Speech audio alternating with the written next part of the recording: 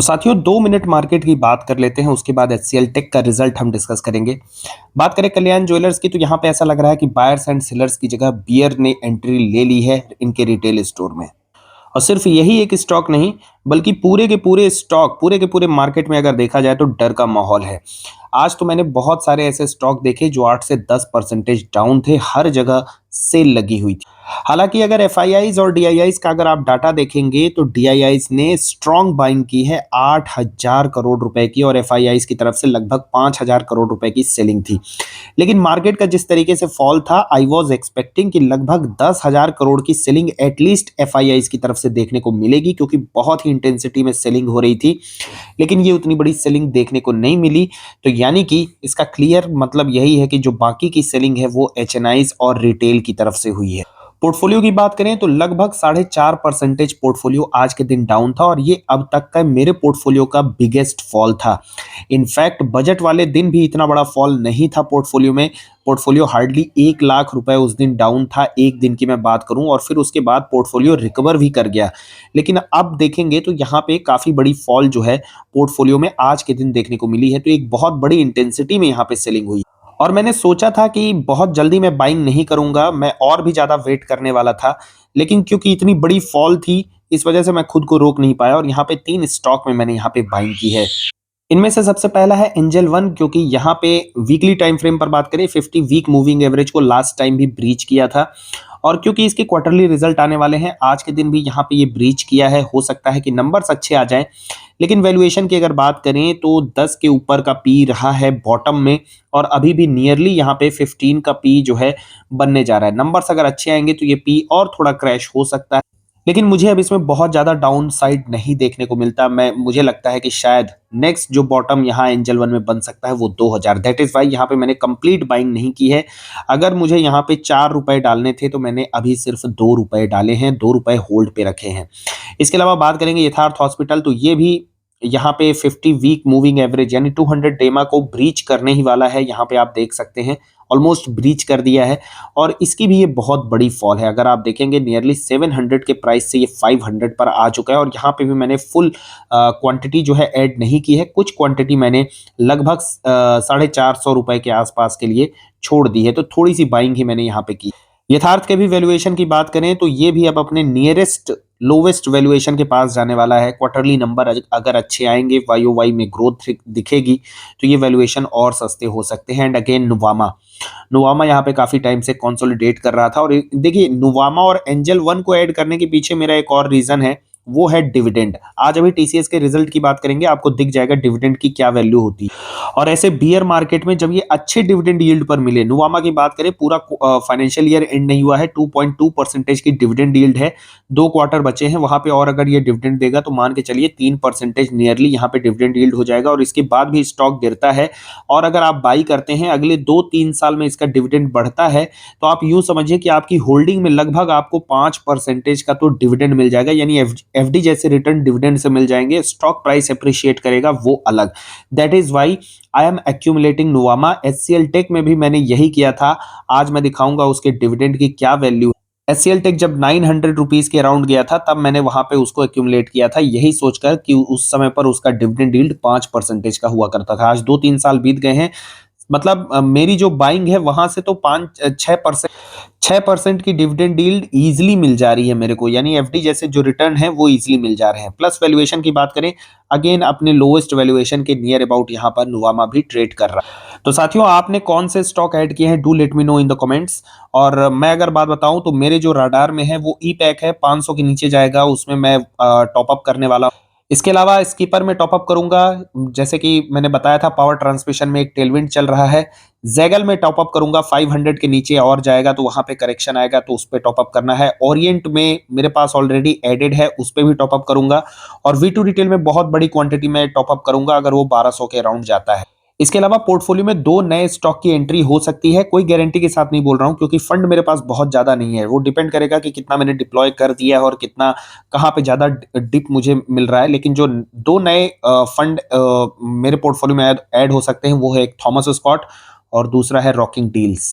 अब बात कर लेते हैं एचसीएल टेक की। तो भाई साहब 18 रुपए का डिविडेंड ये इस क्वार्टर में अनाउंस कर दिए हैं। इस क्वार्टर में 18 रुपए का डिविडेंड देने वाले हैं। जनरली 12 रुपए का डिविडेंड देता है, लेकिन 6 रुपए का डिविडेंड इसलिए दे रहा है क्योंकि 25 साल हो गए हैं कंपनी को एनएसई में लिस्ट एनएसई बीएसई में लिस्ट हुए। तो यहाँ पर उसको सेलिब्रेट करने के लिए वो 6 रुपए का एक एक्स्ट्रा डिविडेंड एचसीएल टेक अपने इन्वेस्टर्स को दे रहा है। डिविडेंड का फायदा ये देखिए कि किसी ने अगर 900 रुपीज पर भी अगर सिर्फ बल्क बाइंग की होती, लमसम डाला होता, ये मैं FY22 से काउंट कर रहा हूं, तो आप देखिए 32 रुपए का डिविडेंड पूरे FY22 में दिया था। उसके बाद जो है 48 रुपए का डिविडेंड दिया, उसके बाद 52 रुपए का। अभी ये पूरा साल बीता नहीं और 60 रुपए का डिविडेंड एचसीएल टेक ने दे दिया है। नेक्स्ट क्वार्टर में फिर से 18 रुपए का डिविडेंड देगा, यानी टोटल 78 रुपए का डिविडेंड हो गया है। और जो मेरी बाइंग प्राइस है वो नियरली 1250 रुपए है। तो वहां से अगर देखा जाए, तो अगर आप इस 78 रुपए से इसको डिवाइड करेंगे 1250 को, तो यहाँ पे आता है 6.24%। ये डिविडेंड यील्ड है। एफडी वाले पैसे आ जा रहे हैं, टैक्स अलग से कट जा रहा है, वो अलग बात है। ताई पूरा बहुत ज्यादा यहाँ पे टैक्स ले रही है, निर्मला ताई। तो कहने का मतलब कि ये पावर है डिविडेंड की।